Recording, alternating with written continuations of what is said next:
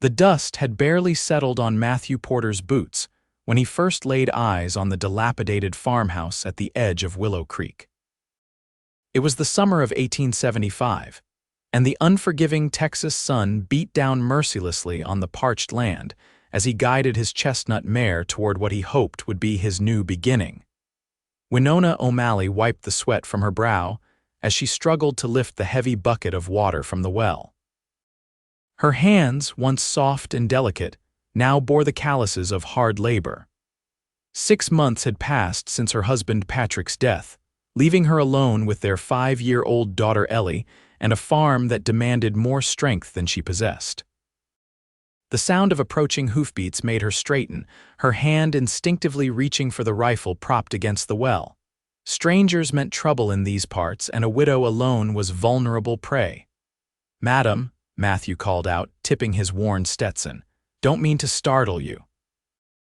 "Name's Matthew Porter. Heard in town you might be looking for hired help." Winona regarded the stranger cautiously. He was tall with broad shoulders, sun-bronzed skin, and eyes the color of a clear sky after rainfall. His clothes were dusty but well kept, and something about his direct gaze spoke of honesty. "I can't afford to pay wages," she replied, her voice steadier than her trembling hands. "Not anymore." Matthew dismounted, keeping a respectful distance. "I understand times are hard. Maybe we could come to some arrangement. I need a place to stay and you need strong arms." Winona shook her head, fighting back tears of frustration. "I'm too weak to work this place myself, but I can't take charity either." The cowboy's expression softened as he looked around at the struggling homestead. "Madam, from what I can see, you're strong enough to stay and fight for what's yours. That takes more courage than most men I know possess." Their eyes met, and something unspoken passed between them, an understanding, perhaps, or recognition of kindred spirits. Both were survivors in a land that forgave no weakness. "1 week," Winona finally said. "You can stay 1 week, help with the most pressing repairs, then we'll see." Matthew nodded, respecting her pride. "That's fair. I'll make my camp by the barn." "No," Winona replied, surprising herself. "There's a small room off the kitchen. It's not much, but it's dry." That evening, as Winona prepared a simple stew, she watched through the window as Matthew examined the broken wagon wheel with careful hands. Ellie had taken to following him like a shadow, chattering away as children do with those who actually listen. "Mama, Mr.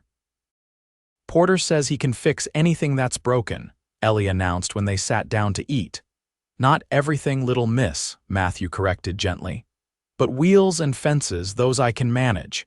"Can you fix sad hearts too?" Ellie asked innocently, making Winona nearly drop her spoon. Matthew's eyes flickered to Winona's flushed face before returning to the child. "Sometimes, the best medicine for sad hearts is just having someone to share the burden." Later, after Ellie was tucked into bed, Winona joined Matthew on the porch. The night was cool, with stars scattered across the vast Texas sky like diamonds on black velvet. "I should tell you about Patrick," she said quietly. "About what happened?" Matthew shook his head. "No need to share painful memories on my account." "It's not just for you," Winona insisted.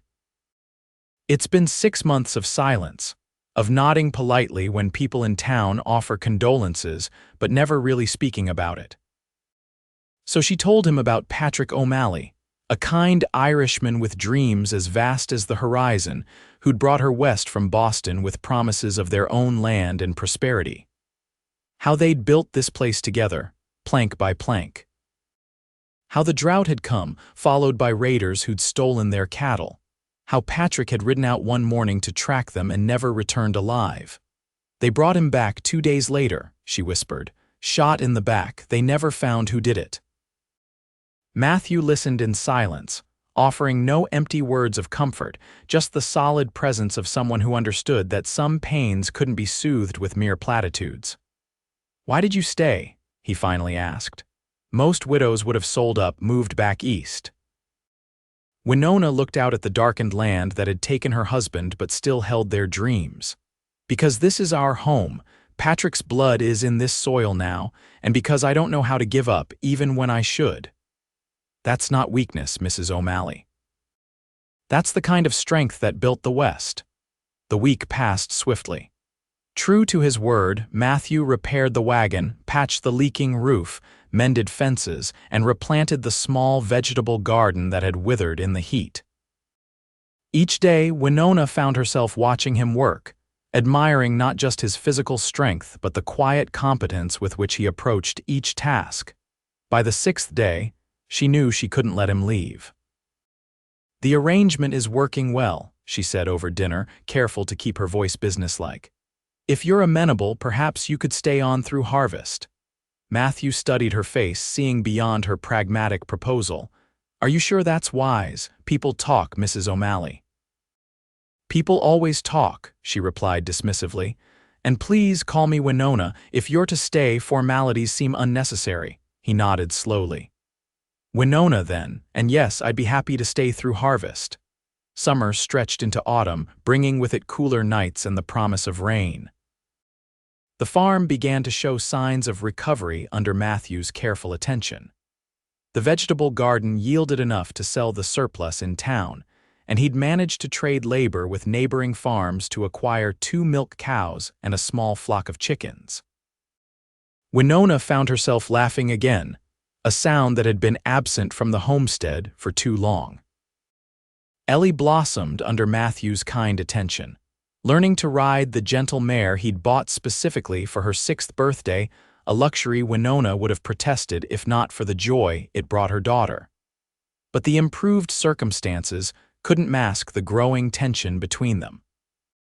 Each accidental touch, each lingering glance across the dinner table, each moment alone in the golden light of sunset, all charged with unspoken feelings that neither dared acknowledge. One evening in late September, they sat side by side on the porch swing Matthew had built, watching as the first real storm clouds of the season gathered on the horizon. "We need to talk about winter," Matthew said, breaking the comfortable silence. "What about it?" Winona asked, though she knew exactly what he meant. "It's not proper for me to stay in your home through the cold months, not without—" He trailed off, unable to finish. "Not without marriage," Winona completed softly, "or me finding somewhere else to go." "I won't ask you to leave your home," Matthew said firmly.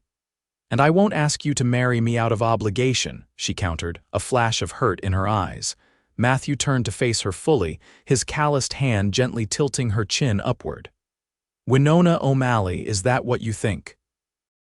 "That I'd see marrying you as an obligation, wouldn't you?" she whispered, vulnerability evident in her voice. "A ready-made family, a widow with responsibilities. I see a woman who fights every day for what she believes in. I see a mother who would move mountains for her child. I see someone who reminded me what it means to have purpose." His voice dropped lower. "And God help me, I see the woman I've fallen in love with, though I've tried my damnedest not to." The first fat raindrops began to fall as Winona's eyes widened. "Matthew." "I know it's too soon," he continued quickly. "I know Patrick's memory. Patrick would want Ellie and me to be happy," she interrupted, tears mingling with raindrops on her cheeks. "And you make us happy, Matthew Porter, happier than I thought possible again." The skies opened then, rain pouring down in sheets, but neither moved to seek shelter. Instead, Matthew leaned forward, his lips finding hers in a kiss both tender and fierce, years of loneliness dissolving in the space between heartbeats. They were married 2 weeks later by the traveling preacher, a simple ceremony with only Ellie, the neighbors, and the promise of a shared future as witnesses. That night, after Ellie had been tucked into bed with stories and kisses, Winona stood nervously in the bedroom she'd once shared with Patrick, now transformed with fresh linens and wildflowers Matthew had gathered that morning. "We can wait," he said softly, seeing her hesitation. "There's no rush." But Winona shook her head, stepping toward him with newfound courage. "I've waited long enough to feel alive again." His hands, so capable with broken things, proved equally adept at awakening parts of her she'd thought long dormant. Their coming together was like the land itself, sometimes gentle as prairie grass swaying in summer breezes, sometimes wild as a thunderstorm breaking drought. When it was over, they lay tangled together, her head on his chest, listening to the steady rhythm of his heart. "Tell me about your life before," she murmured, tracing the old scar that ran along his ribs. "You know all my secrets, but you've shared so few of yours." Matthew was quiet for so long she thought he might have fallen asleep. When he finally spoke, his voice was distant, as if reaching back through years of carefully constructed barriers. "I was a Union soldier, too young when I enlisted, lying about my age to join up, saw things no boy should see." His arm tightened around her. "After the war, I drifted. Worked cattle drives, broke horses, took whatever jobs kept me moving, never stayed anywhere long enough to put down roots. Until now," Winona said, not as a question but as recognition of a truth they both felt. "Until now," he agreed, pressing a kiss to her forehead. Winter arrived with unusual ferocity that year. Snow blanketed the Texas landscape, transforming the familiar contours of their land into something otherworldly. Inside the farmhouse, life took on a different rhythm, slower, more intimate. Matthew taught Ellie to read and write, using the few books they owned and stories from his own memory. Winona sewed new curtains and quilts, making their home cozier than it had ever been. They were content in their isolation until the day Winona collapsed while collecting eggs from the henhouse. Matthew found her unconscious in the snow, her face alarmingly pale. Carrying her inside, his heart pounding with fear, he sent Ellie to fetch hot water while he wrapped Winona in blankets near the fire. "I'm fine," she insisted when she came to, though the weakness in her voice belied her words. "Just dizzy for a moment." But Matthew had seen that same pallor in his mother years ago, and he recognized the signs. "How long have you been feeling unwell?" Winona looked away, confirming his suspicions. "A few weeks, it passes. You're with child," he said quietly, taking her hand. Her eyes met his, filled with both joy and trepidation. "I think so, but Matthew, I'm afraid, the doctor in town, he said after Ellie was born that another child might be dangerous for me." Cold fear gripped Matthew's heart. The thought of losing her just when they'd found each other was unbearable. "We'll go to Fort Worth," he decided. "There's a proper doctor there. In this weather, it's impossible." "Nothing's impossible when it comes to keeping you safe," he insisted. The journey to Fort Worth was arduous. 3 days through snow and bitter cold, with Ellie bundled between them on the wagon seat and Winona growing weaker by the mile. By the time they reached the town, Matthew was half frozen and wholly terrified. Dr. Samuel Jenkins was a gruff man with kind eyes who had seen too much suffering to waste time on niceties. He examined Winona thoroughly while Matthew paced outside, Ellie clutched in his arms. "Your wife is indeed expecting," the doctor confirmed when he finally emerged. "But she's also suffering from a severe anemia. That's what caused the fainting spell. Can you help her?" Matthew asked, his voice breaking. "I can give her iron tonics, proper nutrition advice. With rest and care, she should recover her strength." The doctor's expression grew serious. "But she must remain here in town for at least a month. The pregnancy is delicate, and the journey back would be too risky now." They found rooms above the general store, simple but clean, where Winona could rest while Matthew took odd jobs around town to pay for their extended stay. Each evening he would return with small treasures: fresh bread, a new ribbon for Ellie's hair, a book of poetry he'd found secondhand for Winona. Slowly, color returned to Winona's cheeks. The doctor's treatments worked, and by early February she was strong enough to venture outside for short walks, her growing belly now visible beneath her winter coat. "I want to go home," she told Matthew one evening as they watched the sunset from their small window. "Our baby should be born in our home, not in town among strangers." Matthew hesitated. Dr. Jenkins said I'm much improved," she interrupted gently. "And spring is coming. The roads will be clear soon, and I miss our farm, I miss our life together there." He couldn't deny her, not when her eyes lit up at the thought of home. So they made preparations, purchasing supplies and medicine to last through her confinement, and by mid-March, they were on the road back to Willow Creek. The land greeted them with the first tender shoots of green, life returning after the long winter's sleep. The farmhouse stood waiting, dusted with the last of winter's frost but solid and welcoming. Home, Ellie sighed happily, running to check on her favorite climbing tree. Home, Winona echoed, leaning against Matthew as they surveyed their property with new eyes. It looks different somehow. Because we're different, Matthew replied, his hand resting protectively over her swollen belly. Because now it truly belongs to all of us. Spring unfurled across the land, bringing with it renewed energy and purpose. Matthew expanded the vegetable garden, built a proper smokehouse, and traded with neighbors to acquire 2 more milk cows and a bull. The farm was becoming prosperous under his care, fulfilling the dreams Patrick had once harbored. Sometimes, in quiet moments, Winona would catch a shadow crossing Matthew's face and know he was thinking of her first husband, wondering, perhaps, if he was honoring the man's memory or erasing it. He would be grateful, she told Matthew one evening as they sat beneath the sprawling oak tree where Patrick was buried. She had brought fresh wildflowers to place on the simple wooden marker. Grateful that Ellie and I found happiness again. Grateful that his dream for this land is coming true, even if he couldn't be here to see it. Matthew nodded, emotion tightening his throat. I wish I could have known him. In some ways you do, Winona said softly. Through the things he built through Ellie, through me. She took his hand and placed it on her belly where their child kicked vigorously. And now, through the future we're creating together. Summer arrived in a blaze of heat and anticipation. Winona's time grew near, and with it, Matthew's anxiety. He'd arranged for Mrs. Sanderson, a midwife from a neighboring farm, to stay with them for the final weeks, but still he worried. Promise me, he said one night, his voice raw with fear as he held Winona close. Promise me you won't leave me. She stroked his face, understanding the depth of his concern. I promise to fight with everything I have to stay with you and our children. But Matthew, if something does happen, it won't, he interrupted fiercely. If it does, she continued gently, know that you saved me long before today. You saved me the moment you saw strength in me when all I could see was weakness.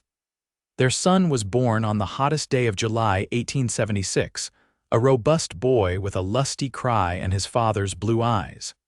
They named him James Patrick Porter, honoring both their pasts while embracing their shared future. He's perfect, Matthew whispered, cradling his son with hands that trembled slightly, overwhelmed by the fierce love that surged through him. Winona watched them from the bed, exhausted but radiant. He is, and so is his father. The years that followed were not without hardship. No life in the West ever was. Drought came again, then floods.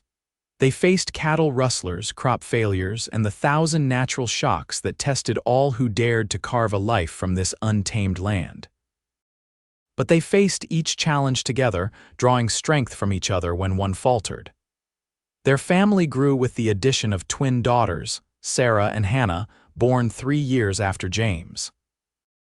The farm prospered, expanding to include hired hands and eventually becoming one of the most successful in the county. Ellie grew into a beautiful young woman with her mother's determination and her stepfather's kind heart. At 18, she fell in love with the new schoolteacher, a thoughtful young man who looked at her the way Matthew still looked at Winona, with wonder and abiding devotion. On the evening of Ellie's wedding, held beneath the same oak tree where so many family moments had been shared, Matthew found Winona standing alone, watching the celebration with misty eyes. Having regrets? He asked softly, slipping an arm around her waist. She leaned into him, fitting perfectly against his side as she always had. Only gratitude for the life we've built, for the family we've raised. She turned in his embrace to face him, her eyes reflecting the glow of lanterns strung throughout the yard. For the cowboy who saw strength in a widow's tears. Matthew smiled, the lines around his eyes deepening with the expression. At 45, his hair was threaded with silver, his face weathered by years of working under the Texas sun. To Winona, he had never been more handsome. "I was right about you," he said, brushing a strand of hair from her face. "You were strong enough to stay." "And you were wise enough to stay with me," she countered, rising on tiptoes to kiss him. Around them, their world continued, children laughing, neighbors talking, music playing. But for a moment, they were back on that porch 20 years ago, a broken widow and a wandering cowboy, finding in each other not just salvation but the courage to build something lasting from the ashes of the past. Later that night, as they lay together in the bedroom that had witnessed so many whispered confidences and shared dreams, Winona traced the familiar contours of Matthew's face. "You ever wonder how different our lives might have been if you hadn't ridden up that day?" she asked. Matthew captured her hand, pressing a kiss to her palm. "I don't need to wonder. I know exactly where I'd be, still drifting, still empty, still searching for something I wouldn't be able to name. And I'd still be here," Winona mused, "still struggling, still pretending to be stronger than I felt." "You never needed to pretend," Matthew said with conviction. "You just needed someone to remind you of what was already there." Outside their window, the stars shone down on Willow Creek Farm, on the land that had witnessed their struggles and triumphs, their sorrows and joys. The same stars that had guided a weary cowboy to a widow's door all those years ago, setting in motion a love story that proved sometimes the greatest strength lies not in standing alone, but in finding someone to stand beside.